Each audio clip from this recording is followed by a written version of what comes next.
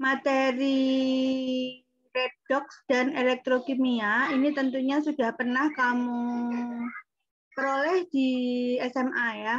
Kalian memiliki bayangan redox itu adalah reaksi yang terjadi di dalamnya adalah perubahan bilangan oksidasi. Baik kenaikan bilangan oksidasi maupun penurunan bilangan oksidasi. Dan di situ akan terlibat apa? Terlibat elektron.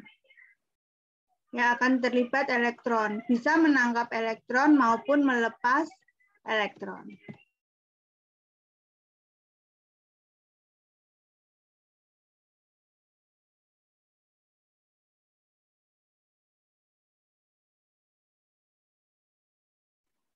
Jadi elektrokimia sendiri adalah ilmu yang mempelajari hubungan antara perubahan reaksi kimia dengan kerja listrik. Ya, kalian tahu adanya listrik itu ya karena ada perpindahan muatan listrik. Ya, perpindahan muatan listrik juga timbul karena adanya elektron. Nah, elektron itu timbul karena ada prinsip reaksi redox, di mana redox itu adalah ada oksidasi dan ada reduksi. Reduksi oksidasi dalam aplikasinya. Nah, ada dua jenis sel elektrokimia yang kamu telah mengenal ya. Ada sel volta. Sel volta itu ada dua bejana yang terhubung oleh jembatan ya. Kalian memiliki bayangan itu kan? Kalau sel volta ya. Ada lempeng yang katanya anoda dan ada lempeng yang katanya katoda. Ingat ya, jadi kalau sel volta itu katodanya adalah kutub positif, anodanya adalah kutub negatif. Kemudian kalau yang kedua, sel melakukan kerja dengan menyerap energi dari sumber listrik untuk menggerakkan reaksi non-spontan. Jadi kalau sel elektrolisa itu non-spontan. Sel elektrolisa kalau kamu bayangkan hanya ada satu bejana, ada kutub positif dan kutub negatif yang tercelup dalam larutan. Di sel elektrolisa yang merupakan kutub negatif adalah kation. Izin, Bu. Slide-nya nggak jalan, Bu. Oke, slide-nya.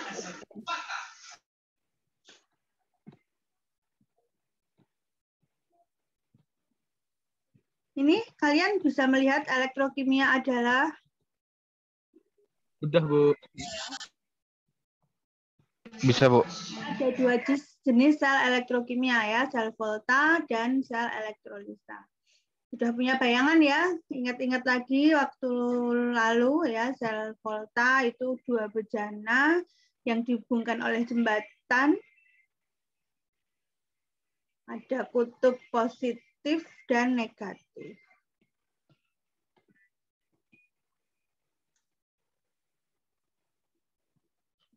Sel elektrokimia, baik yang melepas atau menyerap energi, selalu melibatkan perpindahan elektron dari satu senyawa ke senyawa lain dalam bentuk reaksi oksidasi reduksi.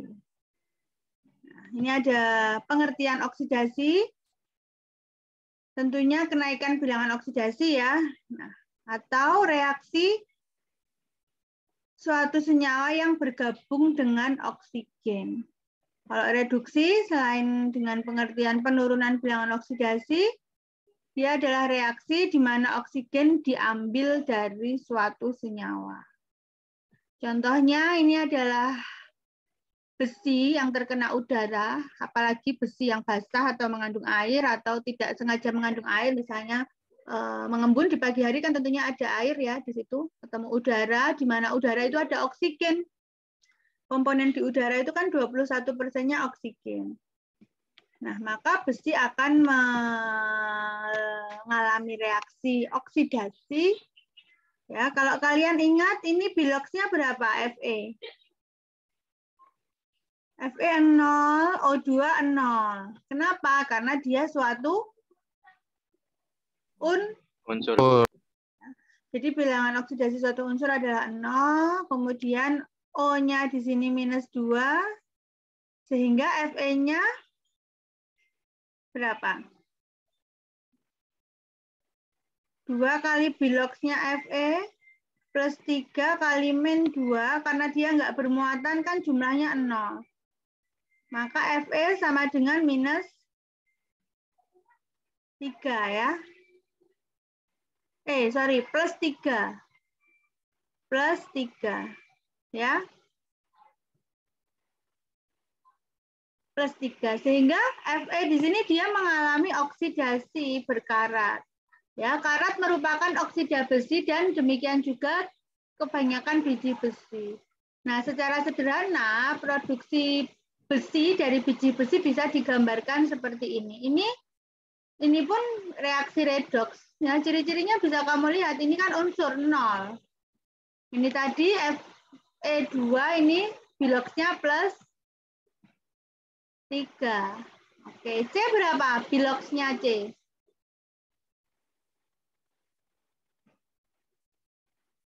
Plus berapa biloxnya C? Plus 2. Sementara ini plus 4. Plus 4. Oke. Sehingga Fe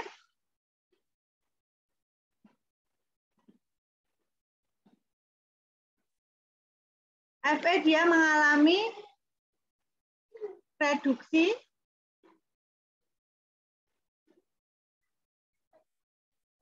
dan C dia mengalami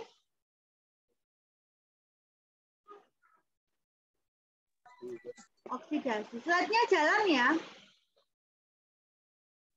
Jalan, Bu. Jalan, Bu. Jalan, Bu. Jadi reaksi ini melibatkan oksidasi CO menjadi CO2 ya, CO mengoksidasi menjadi CO2. Nah, atau oksigen yang diperlukan untuk oksida ini berasal dari Fe2O3. Nah, baik oksidasi maupun reduksi terjadi pada reaksi redoks ya.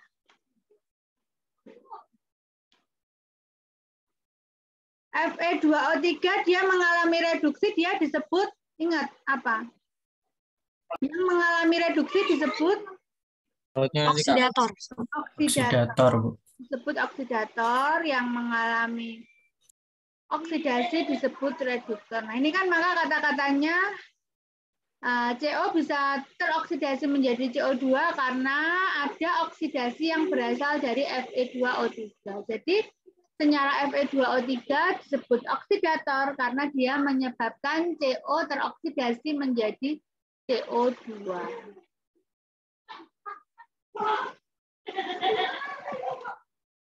Nah, contoh-contoh yang lain ini bisa kalian lihat ya. Nah, ini kalau ini larutan ya, ini larutan. Ini kan memang saya sambil jalan, nggak akan ngulang dari awal. Yang jelas yang tanpa muatan ini biloxnya 0 karena dia unsur. Sementara yang ada muatannya, dia biloxnya sesuai dengan muatannya. Jadi Ag plus 1 dan Cu plus 2. Maka yang mengalami oksidasi adalah Cu, ini oksidasi. Sedangkan Ag adalah reduksi. Nah, logam tembaga menggantikan ion Ag+ dari larutan dan membentuk endapan logam perak. Ini padat ya, ini mengendap. Jadi berkebalikan, Cu tadinya padat, dia dilarutkan dalam Ag+, ya, dalam Ag. Nah, perlu dipisahkan reaksi menjadi setengah reaksi. Jadi dipisah mana yang oksidasi, dipisah mana yang reduksi. Nah, supaya tahu elektron yang terlibat. Kita pisah tadi kan oksidasinya si Cu. Nah, Cu oksidasi menjadi Cu2+. Sekian saja kan belum setara. Nah, disetarakannya dengan menggunakan elektron. Ya, jadi ruas kiri muatannya 0, ruas kanan kok plus 2, maka ditambah 2 elektron. Begitu juga dengan reduksi yang penurunan biloks. Ruas pertama +1, tapi ada 2, kan +2. Ruas kiri kan tadinya, ruas kanan kan 0, ruas kiri +2, maka ditambah 2L. Jika ditotalkan saling meniadakan itu 1 elektron di kanan dan 1 elektron di kiri. Sehingga Cu padatan dilarutkan dalam larutan Ag+, maka Cu-nya jadi larut, Ag-nya jadi memanas. Jelas ya? Itu metode setengah reaksi. Oke, ini penjelasannya tadi, bilangan oksidasi perak turun dari +1 jadi 0. Nah, oksidasi merupakan suatu proses di mana bilangan oksidasinya bertambah. Reduksi menurun, kebalikannya.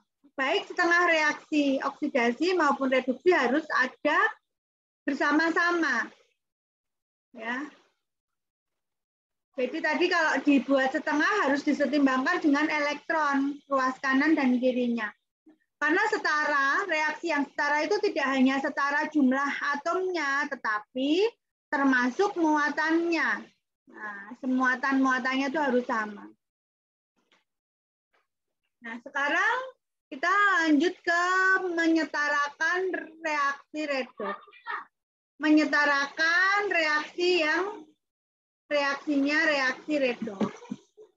Kita menggunakan metode elektron ion atau setengah reaksi. Nah, ini saya rasa kalian juga masih ingat ya. Masih ingat enggak ini? Ini contohnya nih. Ada SO3 2-. Sebenarnya harusnya soalnya cuma gini aja. Harusnya soalnya hanya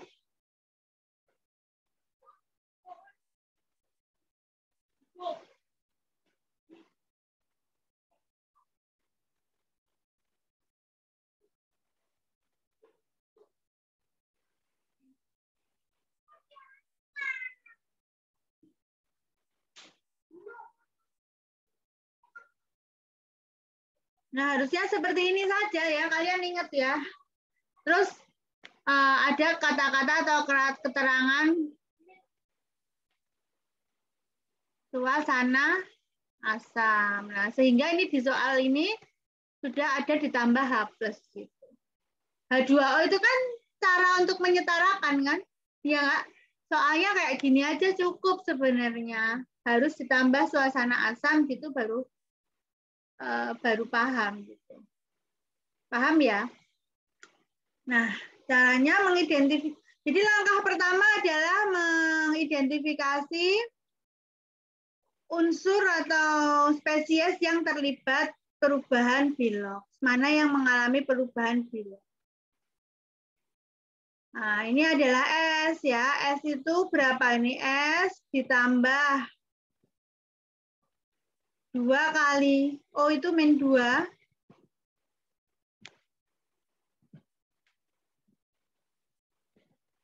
Sama dengan berapa? Karena dia bermuatan sama dengan muatannya, bukan sama dengan 0.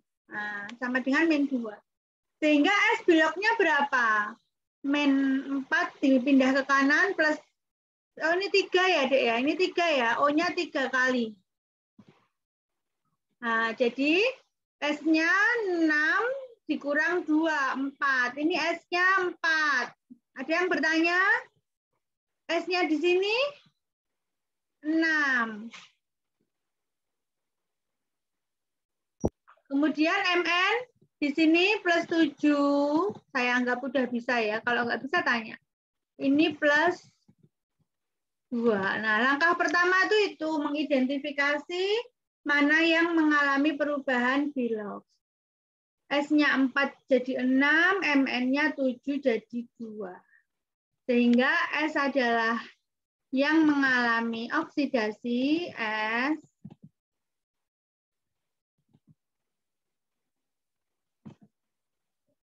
Ini oksidasi.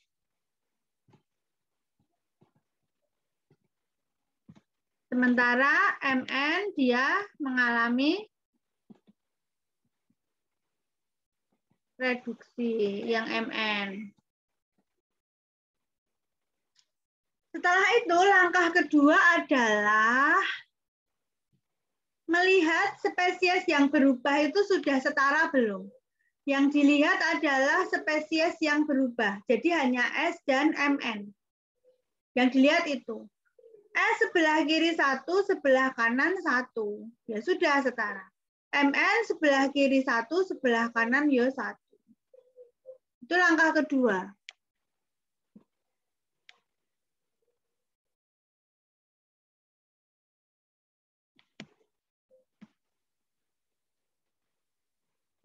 Ya. Langkah kedua yang ini menyeimbangkan jumlah atom dari setengah persamaan reaksi. Jadi S kan tadi kan yang dilihat S yang berubah ya. S tadi berapa toh? S tadi di sini plus berapa ya tadi? Plus 4 ya. Plus 4 jadi plus 6. Yang MN plus 7 jadi 2 atau plus 2. Nah, yang dilihat hanya S sama MN-nya. Ya, menyeimbangkan ternyata sudah sama. S-nya kanan kiri 1, MN-nya kanan kiri 1. Kemudian untuk mendapatkan jumlah atom yang sama pada kedua, maka perlu ditambahkan H2O. Sekarang selain S dan MN dilihat yang lain. Nah, baru jadi di soal itu tadi sebenarnya nggak perlu H2O dan H+, soal hanya cukup SO3 menjadi SO4, MnO4 jadi Mn plus 2. Karena H2O dan H+ itu bagian dari langkah kalian menyetarakan. Nah, kan maka tadi saya bilang, soalnya itu hanya tadi yang saya tulis. Paham ya? Hanya SO3 2 plus MnO4 min menjadi SO4 2 minus plus Mn plus 2. Cuman mungkin perlu tambahan suasananya apa, asam atau basa. Kalau asam, maka yang untuk menyeimbangkan H adalah H plus dan H2O. Kalau suasana basa, untuk menyeimbangkan pakainya OH minus. Gitu. Paham? Sampai sini paham nggak? Paham ya? Bu. Jadi kalau soalnya nggak ada H2OH+, kamu cek suasana apa di soal. Nah, untuk larutan bersuasana asam, tambahkan H2O ya. Kita lihat. S-nya ini kan tadi sebelah kiri 1, O-nya sebelah kanan 4. Nah, maka O-nya kan kurang 1 untuk sebelah kiri, maka ditambah 1 H2O. Nah, kok muncul H? Kanan nggak ada H, maka diseimbangkan dengan H+. 2H+. Yang oksidasi paham nggak? Menyetarakan. Paham ya? Paham ya?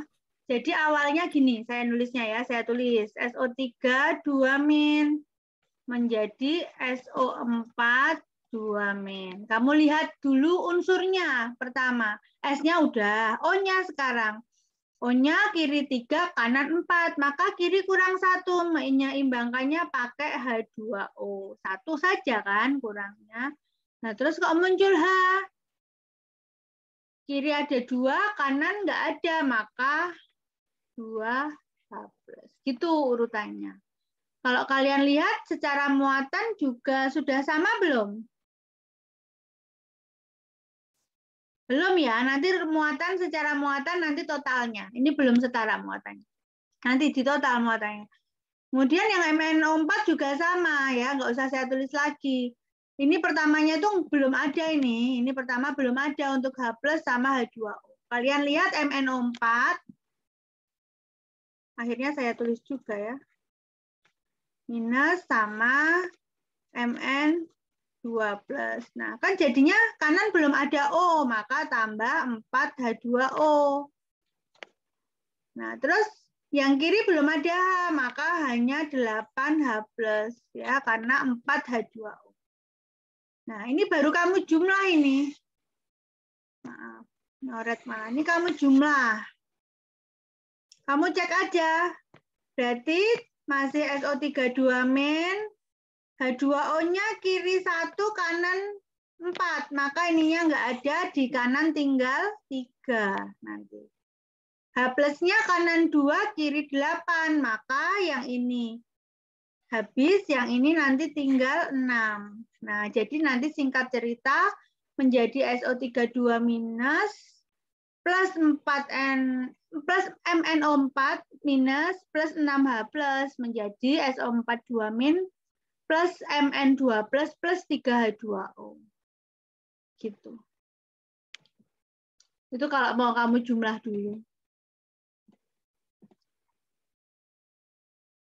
Kalau enggak mau dijumlah dulu, kamu menyeimbangkan muatannya dengan elektron. Coba kamu lihat, ini elektron sebelah kiri kan min 2. Sebelah kanan berapa ini elektronnya? Berapa elektronnya sebelah kanan? Berapa elektronnya sebelah kanan? Yang SO3 sama SO4. Berapa? Muatannya ini min 2. Yang ini min 2 tambah plus 2. Berapa muatan sebelah kanan? 0, Bu. 0. Sebelah, Bu. ya, sebelah kiri min 2, sebelah kanan 0. Maka perlu ditambahi elektron di sebelah kanan sebanyak 2 supaya jadi min 2. Kemudian yang MnO4 juga sama. Ini kan muatannya min 1 tambah 8 plus 7. Di sini kanan hanya plus 2. Maka di sebelah kiri kamu tambah elektronnya 5. Jadi ada elektron yang oksidasi itu melepas 2 elektron, yang reduksi menangkap 5 elektron ya. Nah, langkah keempat, dapatkan persamaan oksidasi reduksi secara keseluruhan. Digabungkannya setelah elektronnya dimunculkan ya, sama-sama elektronnya, tapi dia disamakan elektron atas atau yang oksidasi 2, yang reduksi 5, biar sama maka gimana? Atas dikali 5, bawah dikali 2 gitu. Nah, paham ya? Jadi kata kuncinya elektron. Ini elektronnya 2, bawah 5. Maka yang ini reaksi keseluruhan dikali 5, yang ini reaksi keseluruhan dikali 2. Maka nanti ya 5SO3, 5H2O, 5SO4, 10 dan 10. Supaya elektronnya ditiadakan. Ini 2, ini 16, ini 10, ini 2, ini 8. Nah, supaya apa tujuannya? Tujuannya supaya elektronnya ini kanan 10, kiri 10 bisa hilang. Jadi di totalnya setelah ditunda ya tadi, ditunda menotalnya setelah elektronnya muncul. Nah, setelah dikalikan, masing-masing untuk menyamakan jumlah elektron ya tujuannya, maka diperoleh reaksi keseluruhan. Nah, reaksi yang terakhir ini boleh kamu sederhanakan ya, masih bisa disederhanakan nggak tuh? Bisa ya. Kamu sederhanakan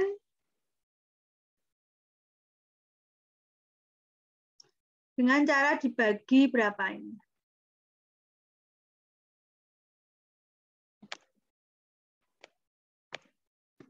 Ini loh, ini 16, ini 10, maka ini nggak ada, maka tinggal di kiri 6. Ini, tinggal di kiri 6. Maksudnya sederhana gitu. H2O kanan 8, sorry H2O biar beda.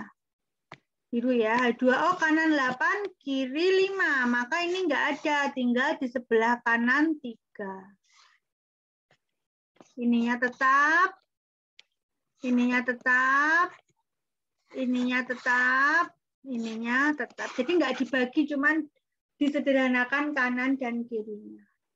Saya rasa cukup jelas ya ini ya. Jelas, kalian sudah cerdas-cerdas semua. Nah, tugas ini.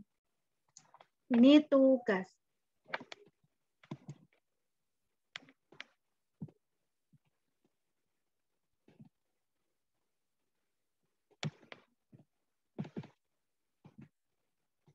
Tugas kalian awang-awang, kalian pikirkan.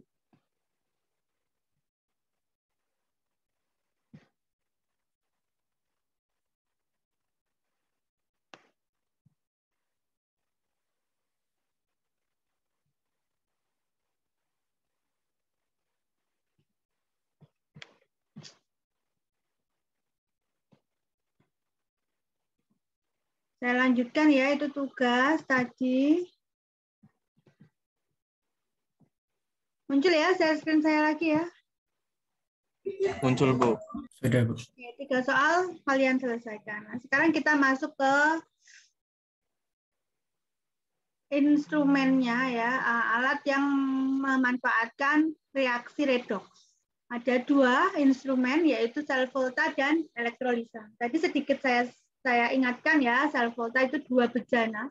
Disebut sel galvani, dia memanfaatkan reaksi yang spontan. Spontan itu artinya delta G-nya itu kurang dari 0 untuk membangkitkan energi listrik ya. Karena energi listrik itu kan muatan, perpindahan elektron. Tadi kan saat kamu menyetarakan redoks kan muncul elektron untuk menyetarakan muatan, ya enggak?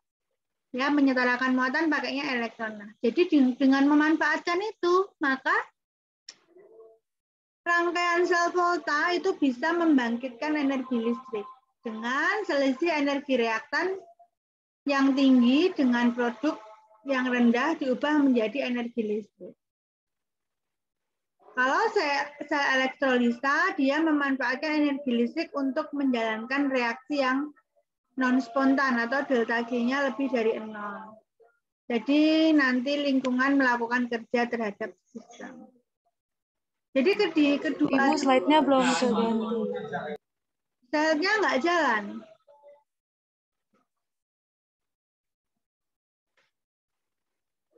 Ini jalan. Ini jalan. Iya sudah, Bu. Jadi kedua tipe sel menggunakan elektroda, ya elektroda baik katoda maupun anoda, yaitu zat yang dapat menghantarkan listrik antara sel dan lingkungan saat dia dicelupkan ke dalam elektrolit, larutan elektrolit atau campuran ion yang terlibat dalam reaksi atau yang membawa muatan. Nah, elektroda tadi dibagi menjadi anoda dan katoda. Apapun instrumennya, entah itu sel volta maupun elektrolisa, itu kalau anoda itu dia reaksi yang terjadi nanti oksidasi. Di anoda itu oksidasi. Kalau di katoda itu pasti reduksi. Tapi jenisnya ini sel elektrolisa itu kutub negatif itu kation. Katoda. Kation. Katoda. Kalau di elektrolisa ya, kutub positifnya anoda. Elektroda positifnya anoda. Tapi kalau di sel volta, itu kutub positifnya katoda, kebalikan. Kutub negatifnya anoda. Tapi sama-sama yang di anoda itu pasti oksidasi, yang di katoda itu reduksi.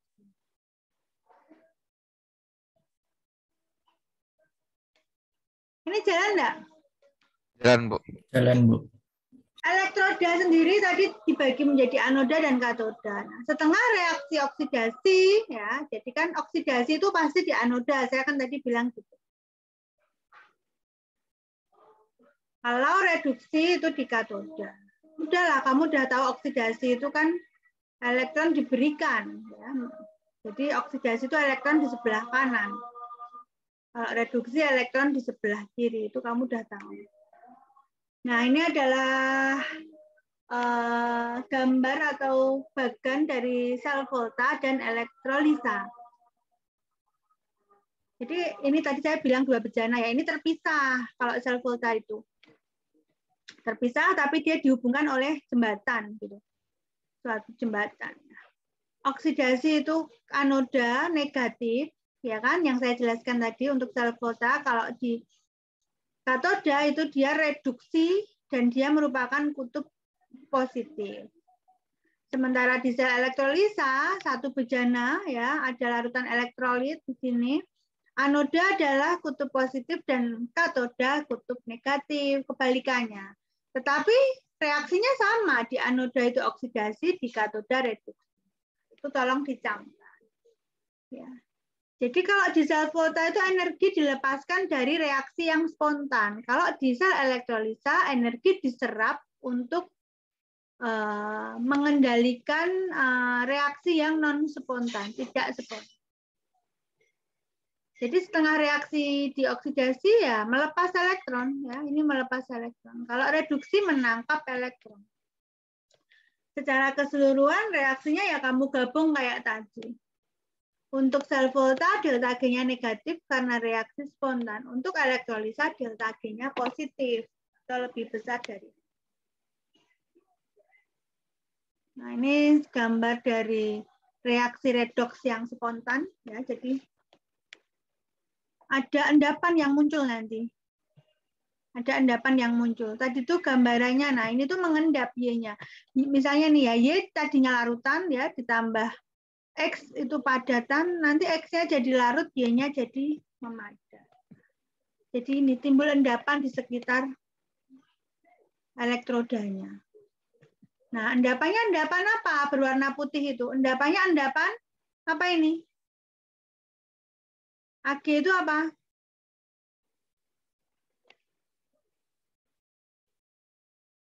Ag itu apa? Enggak ada yang tahu. Ag itu endapan perak. Perak, Bu.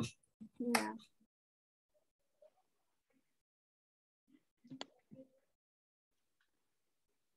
Ini tembaga Cu sebagai kutub negatif atau anoda ya. Sementara perak sebagai kutub positif atau katoda. Jadi awalnya Cu itu ini padatan ya. Tapi di sini Cu-nya jadi larut, yang mengendap adalah Ag. Gitu.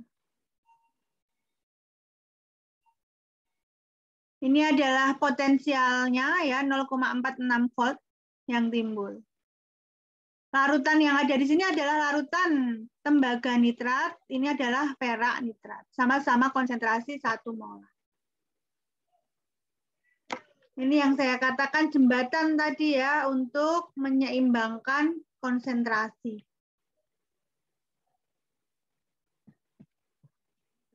Yang dioksidasi ada Cu menjadi Cu2+, ya, Cu-nya jadi larut. Yang teroksidasi adalah Ag+, larutan menjadi endapan Ag. Jadi secara keseluruhan itu, nah diagram selnya ini saya rasa kamu masih ingat ya, ini artinya ini oksidasi, ini artinya reduksi, gitu ya. Ini adalah setengah reaksi, tapi diagram selnya seperti ini. Nilai N0-nya apa? N0-nya ini nilainya apa? N0 yang reduksi dikurangi N0 oksidasi atau N0 yang besar dikurangi yang kecil, N0 yang kecil. Itu aja. Jadi hasilnya nanti pasti positif. Besar kurangi kecil.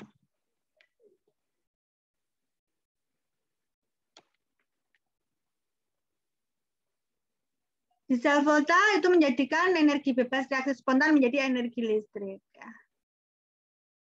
Satuan yang digunakan 1 volt itu adalah 1 joule per kolom ya. Nah ini yang saya tuliskan tadi, nilai N0-nya adalah N0 katoda, itu kan berarti N0 yang reduksi, dikurangi N0 anoda, atau gampangannya N0 yang besar dikurangi N0 yang kecil.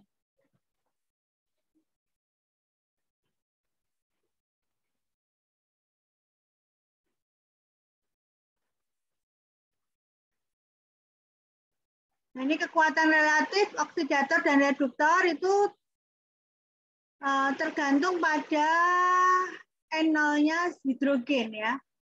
Jadi hidrogen H+ ya pada konsentrasi 1M pada tekanan 1 atm. Berdasarkan tabel ini harga N0-nya ini. Nah, jadi nanti kalau kamu diketahui besi sama Cu, kamu menentukan nanti mana yang menjadi katoda, mana yang menjadi anoda. Misalnya besi itu ini, Cu itu ini. Nah, mana yang menjadi anoda dan katoda? Yang menjadi katoda itu kan reduksi, berarti ini adalah katoda, ini adalah anoda. Gitu. Yang reduksi kan harus yang besar toh tadi. Nah, jadi kalau kamu nanti diketahui hanya 2 unsur, hanya diketahui data, kamu suruh bikin diagram reaksi atau bahkan menggambarkan rangkaian sel volta. Rangkaian sel volta itu yang seperti ini. Nah, yang seperti ini kamu suruh gambarkan ya bisa. Misalnya diketahui Fe sama Cu nilai N0-nya aja. Kamu harus bisa menggambar ini. Yang anoda itu apa, yang katoda itu apa. Reaksinya bagaimana. Paham ya? Paham ya? Paham, Bu. Nah, walaupun yang diketahui hanya data N0-nya saja.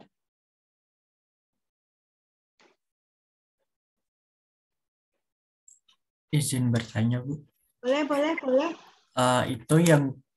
Itu kan ada batas yang dua hamin itu, Bu.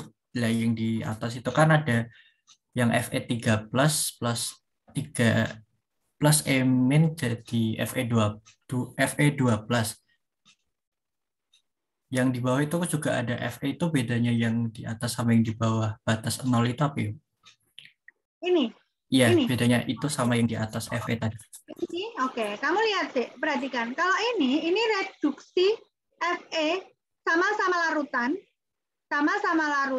dari 3 plus menjadi 2 plus. Kalau yang ini adalah reduksi Fe larutan menjadi padatan Fe.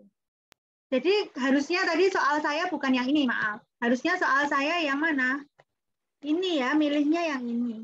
Nah, betul ya. Karena tadi kan salah satunya kan menjadi padat ya tadi. Jadi bukan yang ini tadi. Harusnya saya memberi contohnya ini. Saya nggak teliti. Tapi ini berbeda. Ini dan ini berbeda. Kan pertanyaanmu bedanya Fe yang atas sama yang di bawah kan? Ya. Paham ya? Jadi saya harusnya mencontohkannya ini. Yang Fe ini menjadi padat sama ini. Nah kalau ini berarti malah Cu yang sebagai yang reduksi. Ya. Cu yang reduksi artinya Cu yang ada di katoda ini. Kalau ini. Nah, gini. Ini di anoda. Itu Ambrosius. Baik, Bu. Paham ya? Terima kasih. Paham, Bu. Oke, saya lanjutkan. Nah, ini kamu kerjakan juga. Banyak ya PR-nya ya. Oke, bentar. Ya, biar kamu berlatih lah. Kok saya buka itu? Nah, ini loh. Oke. Nah, biar kamu ingat. Slide-nya. Kamu belum download, jangan-jangan slide-nya. Sudah di-download belum slide-nya? Sudah, Bu. Sudah, Bu. Oke. Sudah, Bu. Ya, kalau sudah ya alhamdulillah ya. Download aja dulu ya. Bacanya belakangan. Nah, ini yang pertama. Kemudian ini yang kedua. Ya. Jadi ya memang harus latihan. Itu PR-nya. Oke, saya lanjutkan lagi share screen-nya. Mudah-mudahan jangan macet.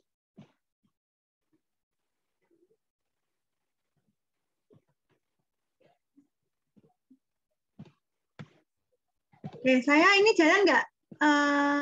Ini mekanisme elektrokimia dari korosi ini jalan belum?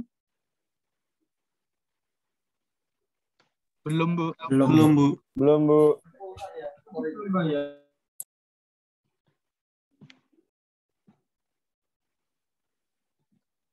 Nih, mekanisme elektrokimia dari korosi jalan?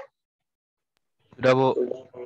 Korosi dari paku besi ya, ini gambarannya. Paku dimasukkan ke dalam gel agar yang dicampur dengan gel agar itu maksudnya bukan gel agar, tapi gel yang kental ya. Dicampur dengan fenolftalen dan K3FeCN6. Hasil pengamatan beberapa jam pada kepala paku dan pada ujung terbentuk endapan biru tua. Nah, sepanjang batang paku gel berwarna jingga. Nah, endapan biru dikenal sebagai biru Turnbull ya, menyatakan adanya besi 2. Warna jingga adalah sifat khas untuk fenolftalen dalam larutan basah. Nah, ini reaksinya ya. Fe teroksidasi menjadi Fe2+, sementara yang reduksi ada oksigen kan tadi. Oksigen ada uap air. Ya. Jadi ini yang terreduksi adalah oksigen. Yang oksidasi jelas ya, ini 0 jadi 2. Yang terreduksi ini 0 menjadi -2. Nah, jadi dalam korosi paku yang terjadi ya, oksidasi terjadi pada dua ujung. Elektron yang diberikan dalam oksidasi akan lewat sepanjang badan paku. Nah, korosi itu secara keseluruhan yang terjadi adalah proses elektrokimia.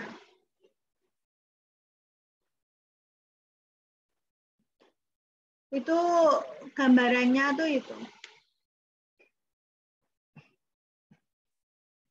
Nah, di sel elektrokimia itu ada banyak ketentuan, Dek, ya. Di sel elektrolisa itu. Alhamdulillah. Jadi ada energi listrik dari sumber eksternal akan mendorong reaksi tidak spontan untuk berlangsung. Ya, kalau di sel volta, anoda kan tetap oksidasi, tapi dia kutubnya negatif.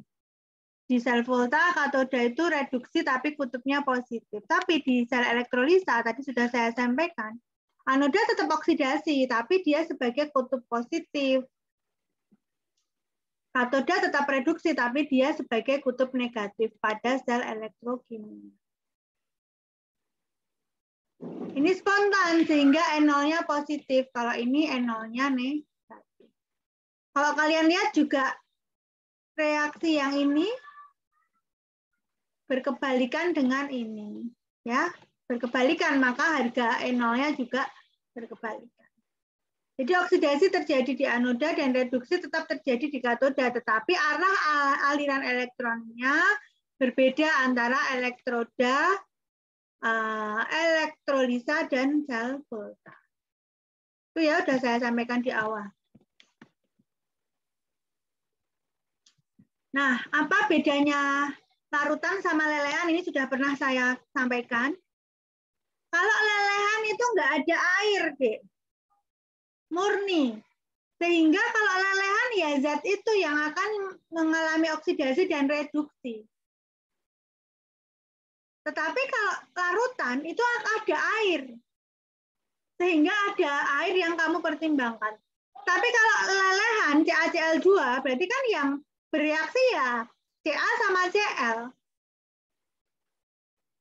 Ca itu kan 2+, Cl itu kan minus. Nah, maka yang minus ini yang akan oksidasi, maka dia di anoda. Yang positif ini kan dia akan reduksi, maka dia di katoda. Maka Ca sebagai kutub negatif, ya katoda itu kan kalau di elektrolisa kan negatif kutubnya. Ini positif. Ini untuk lelehan, tapi untuk campuran, nah kamu harus mempertimbangkan campurannya. Campurannya apa? Nah, dulu itu banyak syarat, Dek. Jika logam berasal dari golongan 1A, 2A, maka yang akan terelektrolisa itu ya yang akan reaksi air. Air mengalami oksidasi malahan. Jadi kalau CaCl2 dalam air, yang mengalami oksidasi bukan Ca, tetapi air dengan, nah reaksinya seperti ini. Air yang oksidasi yang mana ini? Ini oksidasi semua ya. Paham? Karena kalau campuran larutan itu kan campuran ya, campuran garam sama air.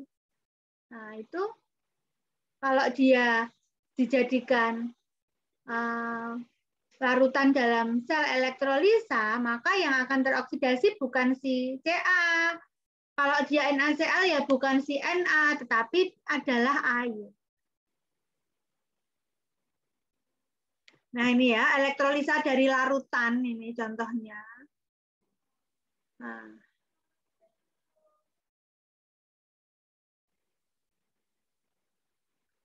Jadi contohnya KI nih, KI untuk elektrolisa, contohnya KI.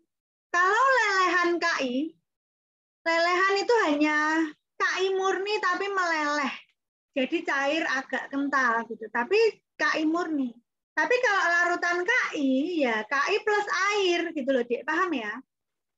Nah, jadi kalau Ki menjadi elektrolisis itu kan kemungkinannya yang reduksi bisa K, bisa H2O. Nah, coba kalau kamu lihat dari nilai E0-nya, ini minus 2,93, ini minus 0,42. Maka di antara K sama H2O itu mana yang mudah terreduksi? Siapa?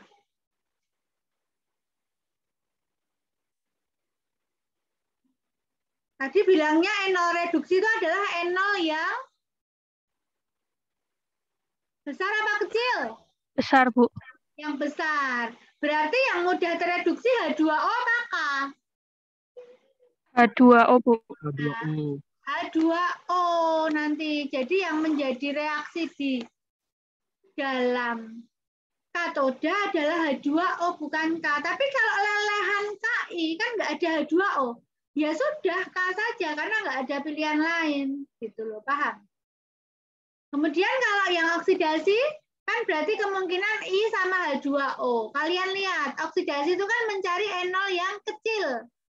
Nah, antara I sama H2O mudah yang mana? Yang teroksidasi. H2O. Mudah yang H2O. Jadi reaksi yang dipilih untuk Ki yang menjadi elektrolisa larutan Ki ya di katoda ini, di anoda ini air sama air gitu. Paham? Dulu itu kamu bagankan di zaman SMA, tapi dalam bentuk hafalan.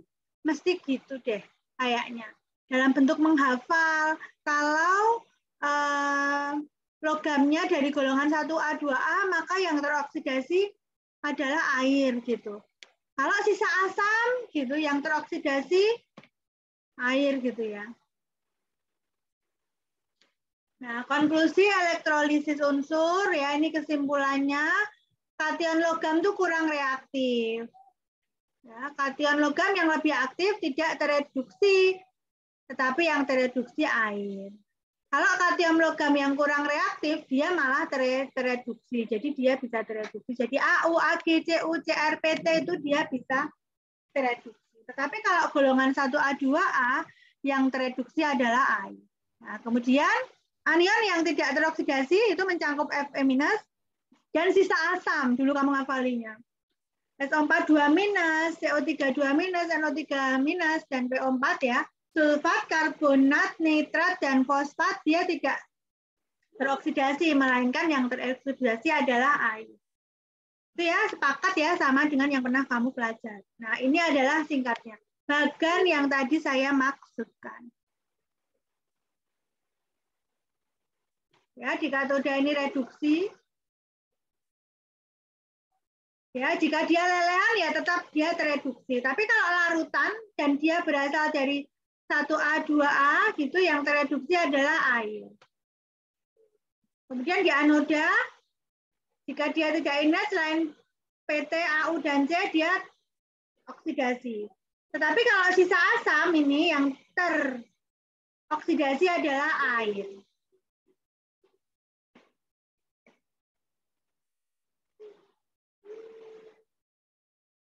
Ini kamu suruh menyusun reaksi. Nah, ini kamu kerjakan juga.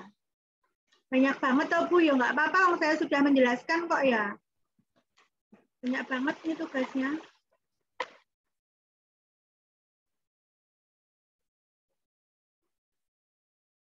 Nah, tugasnya banyak banget, nggak apa-apa biar kamu belajar. Kan saya jarang-jarang ya ngasih kalian tugas.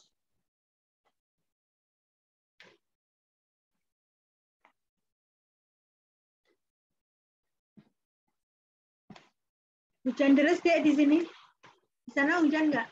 Ini hukum Faraday muncul nggak di slide kalian, di layarnya? Tidak, Bu. Belum? Belum, Bu. Belum. Belum. Kenapa ya? Zoom-nya kayak gini ya? Ini jalan ya? Hukum Faraday untuk mengenai elektrolisis ya. Jadi hukum Faraday pertama itu jumlah perubahan kimia yang dihasilkan sebanding dengan besarnya muatan listrik. Kan tadi kan memang reaksi redoks dimanfaatkan untuk memunculkan atau menghasilkan muatan listrik. Nah, jadi hukum Faraday pertama itu jumlah perubahan kimia yang dihasilkan sebanding dengan besarnya muatan listrik. Kalau hukum Faraday kedua, jumlah tertentu arus listrik menghasilkan jumlah ekuivalen yang sama dari benda apa saja dalam suatu elektrolisa. Langsung ke persamaannya aja ya. Nah, ini jumlah zat yang dihasilkan pada masing-masing elektroda berbanding lurus dengan jumlah aliran muatannya. Jadi itu kan kamu kenal lagi sama dengan I kali T ya. F sama dengan 9,65 kali 10 pangkat 4 coulomb per mol elektron. Jadi bisa diartikan 1 mol elektron itu senilai 96.500 coulomb.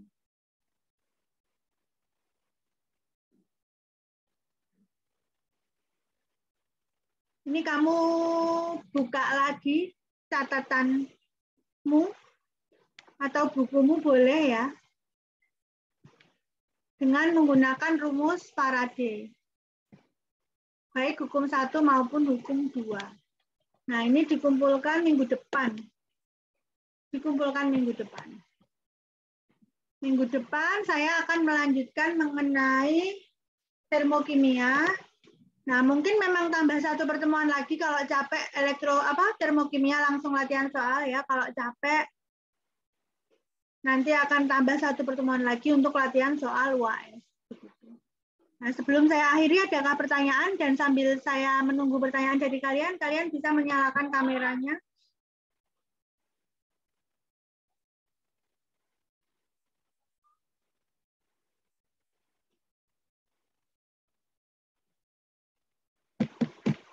Oke, Faik, Grace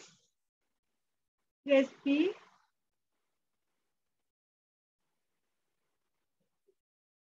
Ganang kamu baru dari mana Ganang kok jalan ya? Ronaldo,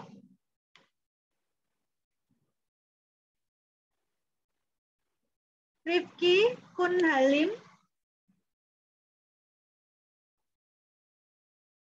Indrawati ini foto kan ya, dia belum on cam. Ayo Indrawati, Rifki.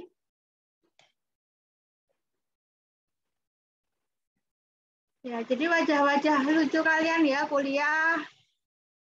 Di belakangnya berseliweran orang-orang nih kuliahnya di mana ini kalian? Ya. Baik belum, Ronaldo belum. Ya. Freya, mana Freya? Oke. Ada pertanyaan enggak? Ada pertanyaan atau yang nggak ada di kamera masih tertutup berarti dia nggak kuliah karena saya udah panggil berkali-kali.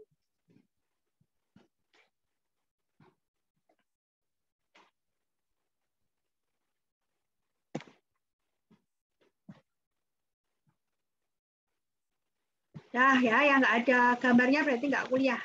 Saya akhiri ya pertemuan kita pada siang hari ini. Terima kasih. Selamat mengerjakan soal-soal yang tadi sudah saya screenshot dan dikirim ke WA group. Saya akhiri. Wassalamualaikum warahmatullahi wabarakatuh. Terima kasih.